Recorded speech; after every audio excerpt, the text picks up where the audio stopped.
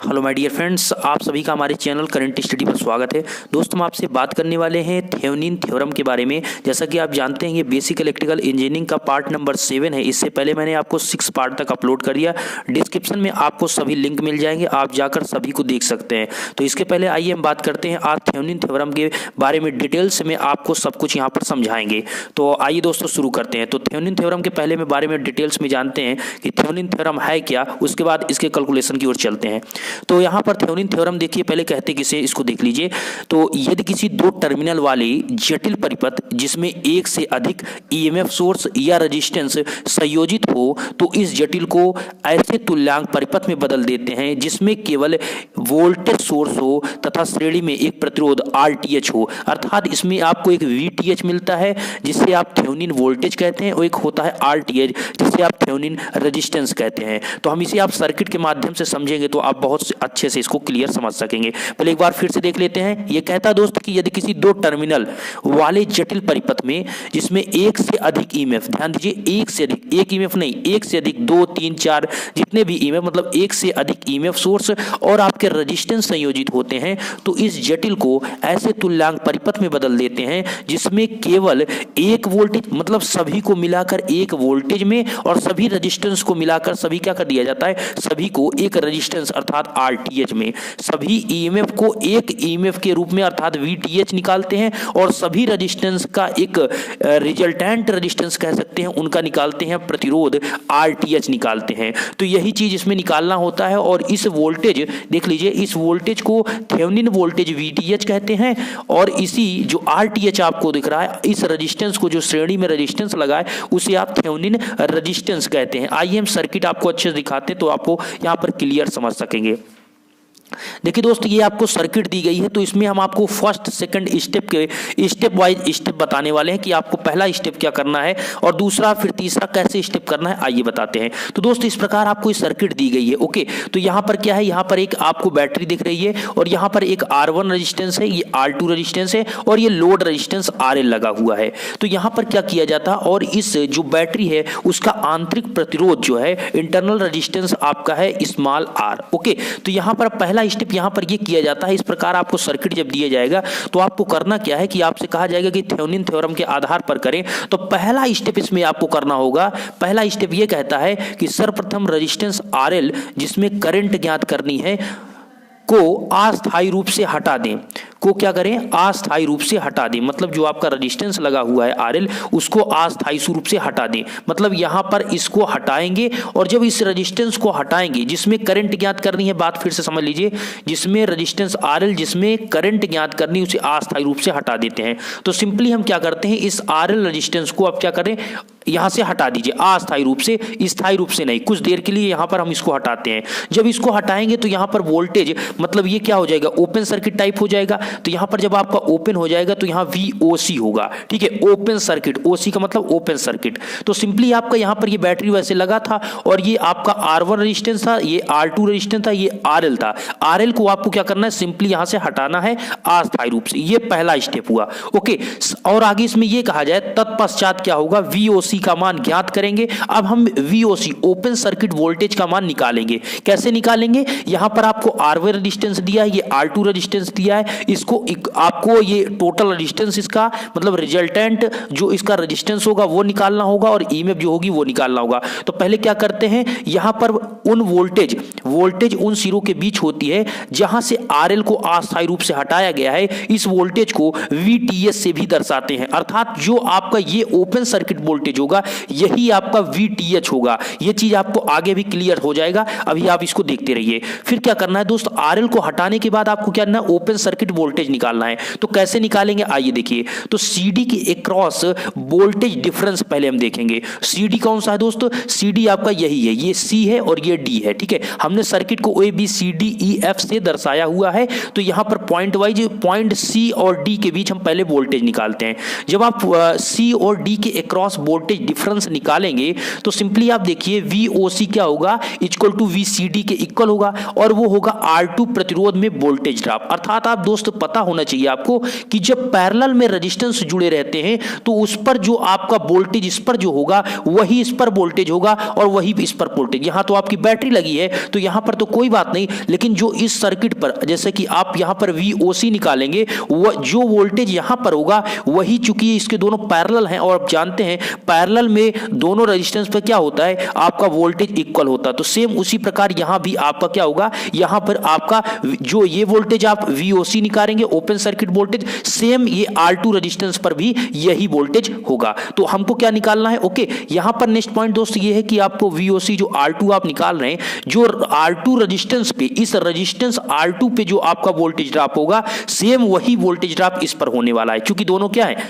Parallel में है। तो सिंपल इसको क्या करना है हमको, VOC equal to VCD equal to IR2। आप जानते हैं वोल्टेज ड्रॉप मतलब V equal to I into R होता है। हमने ओम्स लॉ आपको बताया था कि V upon I equal to क्या होता है कांस्टेंट, और कांस्टेंट क्या होता है आपका रेजिस्टेंस होता है। ओके तो V upon I equal to constant जो होता है R होता है, तो वहीं से ये formula V equal to IR होता है। तो वोल्टेज डिफरेंस अर्थात वोल्टेज ड्रॉप उसमें कितना हो रहा है I इंटू R होगा। तो सिंपली आपको IR2 आप निकालेंगे। टोटल करंट कितनी आ रही है दोस्तों आप देख लीजिए, टोटल करंट इसमें कितने I जा रही है और यहां पर आ रही I। अब आप कहेंगे यहां पर आपकी I कैसे आ रही, अभी आप देख रहे थे यहां पर तो आपके दो सर्किट से क्लोज हो रहा, तो इधर I1 या I2 कुछ भी जाएगी, लेकिन यहां पर आपका क्या हो रहा है, यहां पर ओपन सर्किट हो गया। तो जितने भी आप टोटल करंट इधर भेजेंगे तो R2 रेजिस्टेंस से ही होकर जाएगी, इधर आपकी करंट नहीं जाएगी। ओके तो आप समझिएगा यहां पर, तो ये टोटल जो करंट जा रही है तो आपका इसमें वोल्टेज ड्रॉप कितना होगा, इसमें होगा IR2, कितना होगा IR2, I करंट आ रही है टोटल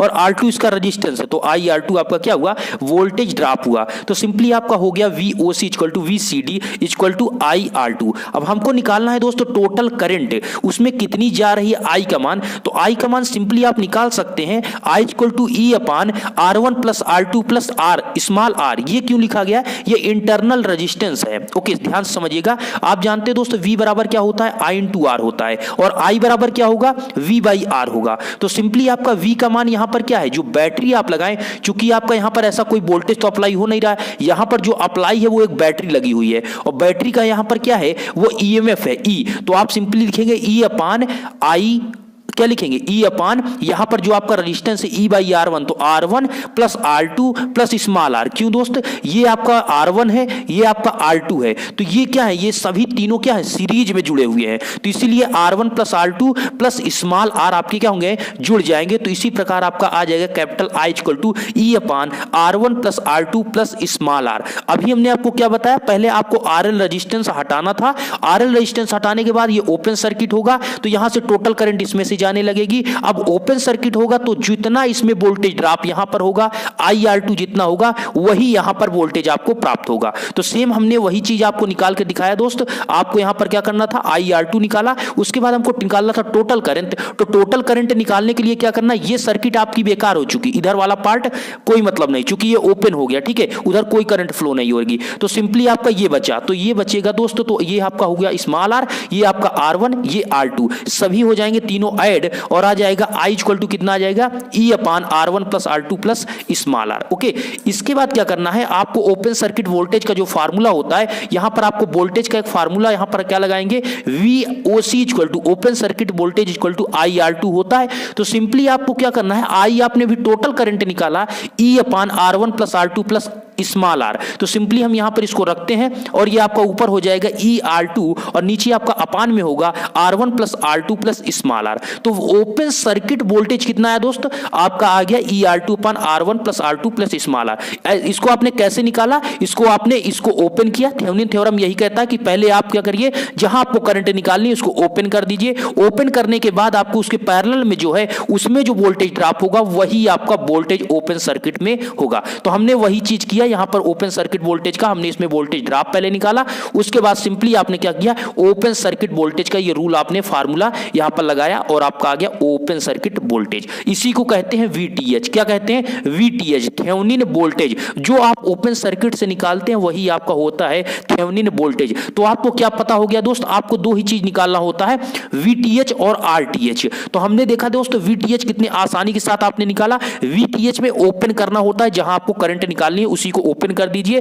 और आप वोल्टेज ड्रॉप निकालिए और यही चीज आपका आ जाएगा। तो आपने VTH निकालने के बाद सेकंड स्टेप कहता है सेकंड स्टेप आपसे कहता है दो खुले सिरों के बीच तुल्य प्रतिरोध ज्ञात करते हैं। अब आपको आरटीएच निकालना है, तो तुल्य प्रतिरोध ज्ञात करते समय सभी वोल्टेज सोर्स को हटाकर उनके आंतरिक प्रतिरोध को लगा रहने देते हैं और यह तुल्य प्रतिरोध क्या कहलाता है? आरटीएच। तो आपने वीटीएच निकाल लिया, अब नेक्स्ट स्टेप है आपका आरटीएच। तो आरटीएच ये कहता है कि दो खुले सिरों के बीच तुल्य प्रतिरोध ज्ञात करते हैं। तो क्या कहते हैं? तुल्य प्रतिरोध ज्ञात करते समय सभी वोल्टेज सोर्स, अर्थात यहां पर बैटरी को पूर्ण रूप से क्या कर दिया जाएगा?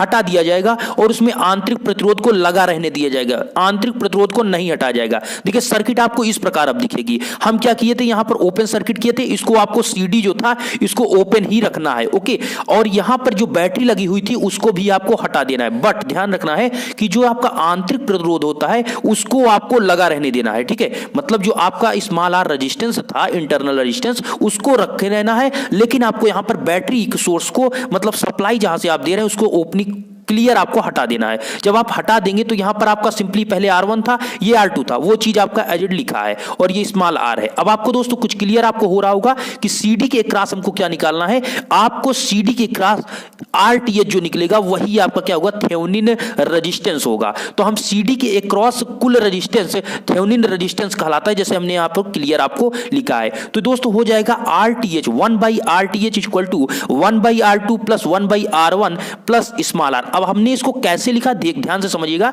दोस्तों, यहां पर ये जो है इसको देखिए 1/R2 जो आपको यहां पर क्लियर दिख रहा है, R2 क्या है? ये तो आपका ये सिंपल है, लेकिन ये दोनों सीरीज में है और जब इन दोनों को आप सीरीज में जोड़ देंगे तो ये दोनों क्या हो जाएंगे? पैरेलल। ध्यान दीजिए, इन दोनों को आप सीरीज में जोड़ देंगे और ये क्या है? ये भी है। इन दोनों को लेकिन जब आप जोड़ेंगे तो ये दोनों क्या होंगे? पैरेलल होंगे। तो आप सिंपली जब आप इसको लिखेंगे, जब आप इसको लिखते हैं तो आपका होगा 1/RTH इक्वल टू 1/R2, ठीक है, 1/R2। चूंकि आप ध्यान दीजिए इस बात को, चूंकि ये चीज जो है ये सभी क्या है? एक दूसरे के पैरेलल हैं। ये टोटल रेजिस्टेंस क्या है? पैरेलल है। तो इसीलिए आप जहां RTH जो निकाल रहे हैं 1/RTH equal to 1/R2 plus 1/R1 plus small r आप लिखेंगे, ओके। इतना लिखने के बाद आपका ये फार्मूला क्रिएट होगा। आप इसको सर्किट को सॉल्व करेंगे तो इतना ही आएगा। उसके बाद आपको यहां पर RTH जो निकालेंगे, RTH इक्वल टू होगा R2 into R1 plus small r अपान R1 plus R2 small r। इसको आप सॉल्व करेंगे तो दोस्तों सिंपल यही आ जाएगा। मतलब आपको यहां पर सिंपली LCM लेना है और ये सॉल्व हो जाएगा, आपका इतना ही RTH आएगा। तो आपने देखा यहां पर VTH और RTH आपने निकाल लिया। और दोस्तों करंट के लिए क्या होता है? वोल्टेज और रेजिस्टेंस का ही पता होना चाहिए। तो थर्ड स्टेप ये कहता है कि आप पूरे परिपथ को एक वोल्टेज सोर्स VTH और उसके श्रेणी में RTH जुड़ा मान लेते हैं। अर्थात हम यहां पर सभी वोल्टेज सोर्स को हटाकर VTH रखेंगे और सभी रेजिस्टेंस को हटाकर क्या रखेंगे? श्रेणी में RTH अर्थात थेवेनिन रेजिस्टेंस मानते हैं, जो कि हमने अभी जस्ट आपको निकाल कर दिखाया, RT इक्वल टू R1। अब जितने भी यहां पर रेजिस्टेंस लगते जाएंगे उसी हिसाब से आपको क्वेश्चन सॉल्व करते जाना है। तो दोस्त यहां पर ये आपका बन जाएगा फिगर। यहां पर क्या होगा? ये RTH हो गया। ये क्या हो गया? RTH। मतलब जो आपने रेजिस्टेंस निकाला ये आपका हुआ और इसके आपके क्या होगा? इसी के सीरीज में लगेगा। इस चीज को ध्यान दीजिएगा, जो आपका वोल्टेज सोर्स होगा उसी के सीरीज में आपका RTH लगेगा। इसी को कहते हैं थेवेनिन सोर्स। ध्यान दीजिए, इसी को कहते हैं थेवेनिन सोर्स। क्यों कहते हैं? क्योंकि इसी में थेवेनिन की पूरी बात की जाती है। इसमें थेवेनिन रेजिस्टेंस है और थेवेनिन वोल्टेज है, ओके। और यहां से आपका क्या होगा? टोटल करंट आपकी यहां से निकल रही है और लोड के द्वारा यहां पर जा रही है। जैसा कि आप यहां पर क्लियर देख रहे हैं, ये C और D पॉइंट आपको दिया गया है। जो C और D पॉइंट आपको ये जो दिया गया है, ये RL रेजिस्टेंस के क्रॉस लगा हुआ है। तो इसी के क्रॉस RL रेजिस्टेंस लगा हुआ है। यहां पर आपको लोड मिल गया, ये RTH रेजिस्टेंस हो गया, ये VTH वोल्टेज हो गया। निकालना क्या है? आपको करंट निकालना है किसके क्रॉस? RL के क्रॉस। तो आपको यहां पर क्लियर दिख गया दोस्त। I के लिए हमको चाहिए जो फार्मूला आपका बनेगा I equal to VTH upon RTH plus RL। यही आपका क्लियर फार्मूला होगा। जैसा कि हमने आपको बताया I बराबर क्या होगा दोस्तों? V/R फार्मूला होता है। तो V क्या है? यहां पर VTH है तो इसलिए थेवेनिन वोल्टेज हो गया। और R क्या है? RTH और RL सीरीज में है दोस्त, इसलिए ध्यान दीजिए RTH प्लस RL हमने क्यों किया? ये RTH और RL दोनों सीरीज में जुड़े हुए हैं, ओके। यहां पर पैरेलल में नहीं है, ये दोनों सीरीज में है। इसलिए आप टोटल रेजिस्टेंस क्या होगा? यहां पर RTH resistance plus RL load resistance. तो यहां पर आपका आ जाएगा I equal to VTH upon RTH plus RL। यही आपकी जो करंट होगी जो लोड से प्रवाहित होगी। तो इस प्रकार आपको थेवेनिन थ्योरम के सिद्धांत से इस प्रकार आपको लगाना है, ठीक है। तो दोस्तों आशा करते हैं ये वीडियो आपको अच्छा लगा होगा। अगर वीडियो अच्छा लगा तो वीडियो को लाइक करिए ही, और चैनल पर पहली बार आप विजिट कर रहे हैं तो सब्सक्राइब करके बेल आइकन को प्रेस रखें ऑल पर। और एक बात कहना चाहेंगे, यहां पर डिस्क्रिप्शन में इन सभी का प्लेलिस्ट मैंने दे दिया है, जाकर आप सभी वीडियो क्लियरिटी देख लीजिए। ये पार्ट नंबर 7 था, और भी वीडियो इस प्रकार आपको मिलते रहेंगे। धन्यवाद।